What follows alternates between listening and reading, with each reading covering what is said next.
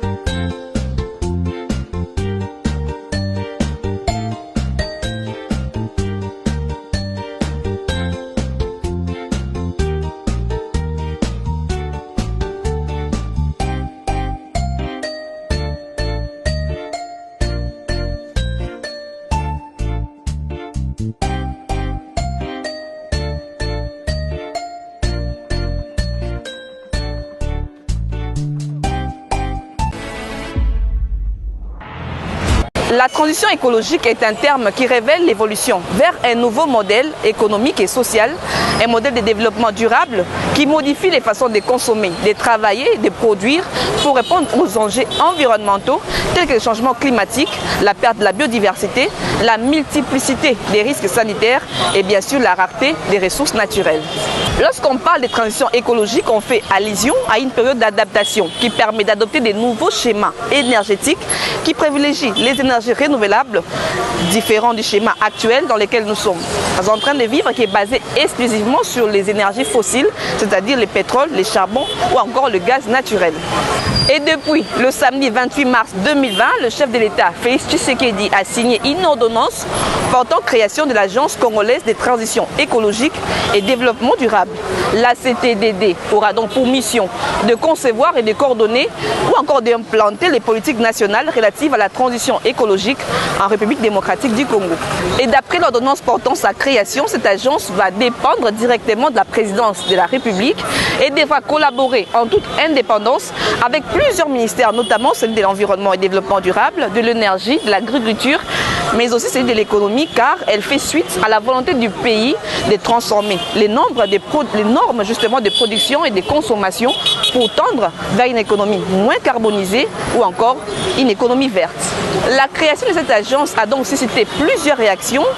D'abord, c'est celui de René Ngongo, président de la commission environnement au Conseil économique et social et vice-président de l'ONG Océan, qui salue cette décision avant de revenir sur l'intérêt justement de l'ACTD pour la RDC.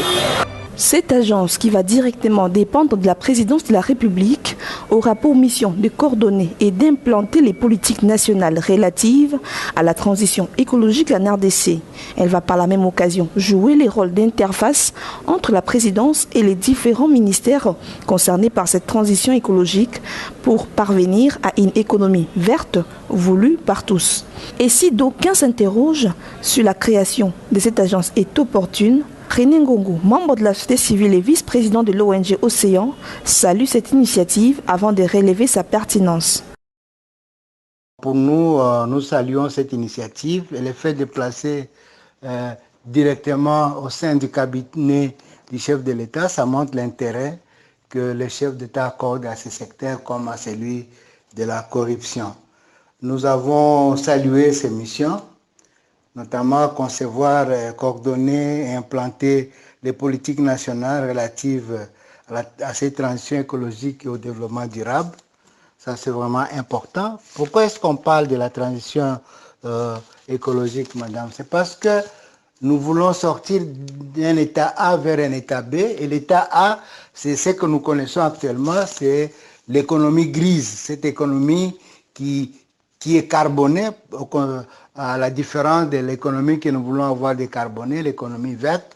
Donc la première économie qui est en vague à travers le monde, à travers plusieurs pays, c'est cette économie grise qui nous a amené à des conséquences, notamment le réchauffement climatique à travers les émissions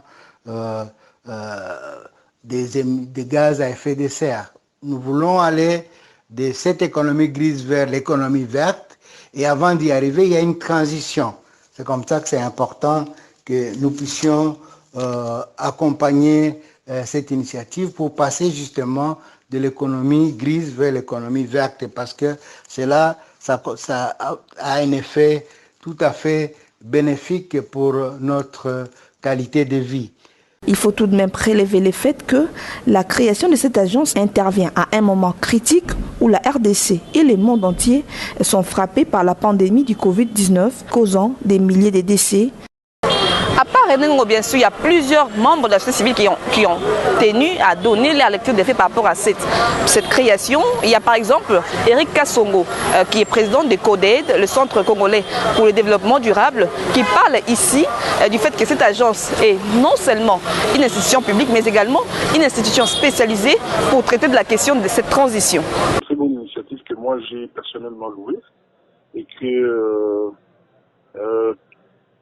les débats sur le fait de savoir si c'est plutôt au niveau du ministère de l'Environnement que ça devait être prise ou à la présidence. Moi, je pense qu'il faut que les uns et les autres puissent comprendre la philosophie qu'il y a autour de la création de cette institution qui n'est pas un établissement public, d'abord. Il faut le prendre comme un service spécialisé de la présidence. En tant que président de la République, le chef de l'État est libre de s'entourer des experts ou des conseillers spéciaux et de leur donner, comment dirais-je, les moyens de pouvoir approfondir les études pour être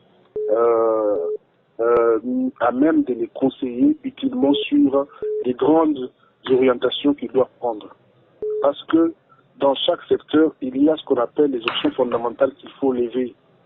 L'agence n'est pas une institution qui est là pour réglementer ou pour réguler, mais c'est pour mener des études et avec les évidences que les études rapportent, inspirer le chef de l'État des grandes options fondamentales qu'il faut mener dans tel ou tel secteur. La transition écologique, comme vous le verrez, c'est pas quelque chose qui concerne uniquement le ministère de l'Environnement. C'est un sujet qui est transversal, qui concerne plusieurs secteurs. Et donc, j'accueille à bras ouverts et je félicite telle initiative.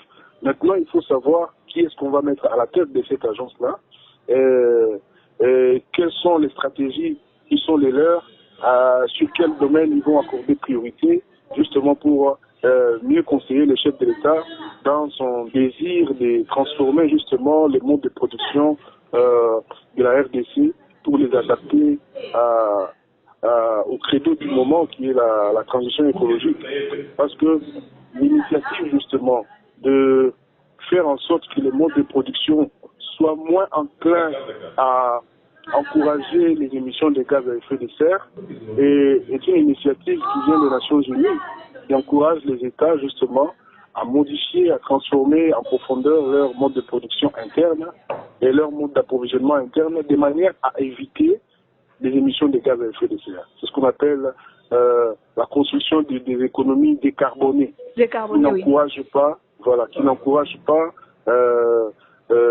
la production ou les émissions de gaz à effet de serre dans l'atmosphère.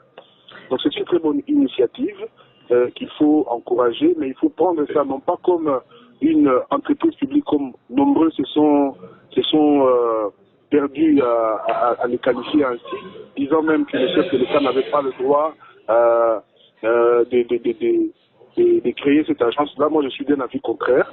Le chef de l'État a le droit parfaitement constitutionnel de s'entourer des experts qu'il veut pour les conseiller dans tel ou tel domaine de la vie nationale.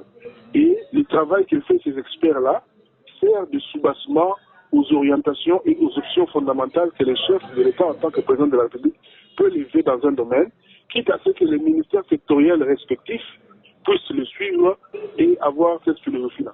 Il y a toujours ce débat autour des politiques nationales qui entourent certains secteurs, et ainsi de suite. Récemment, vous avez suivi un atelier où on parlait de l'élaboration d'une politique nationale forestière et des choses comme ça. Il y a des acteurs qui travaillent dans le secteur de l'énergie qui disent aussi la même chose. Il faut élaborer une politique nationale énergétique pour la planification énergétique. Et bien parfois, ces politiques-là, elles doivent être le fruit des études et des réflexions menées par un groupe de gens. Ça peut être des groupes de gens attachés à la présidence qui amènent des documents et des réflexions et des analyses qui, après avoir été soumis au crible et validés, et certainement le chef de l'État n'aura pas à faire passer n'importe quoi sans en tenir informer les conseils du gouvernement. Donc ainsi de suite, nous pourrons aboutir comme ça à une politique plus ou moins claire dans ce domaine de la transition écologique. Qu'il faut-il les rappeler encore, il faut marteler, c'est un domaine transversal. Ce n'est pas un domaine exclusif au ministère de l'Environnement.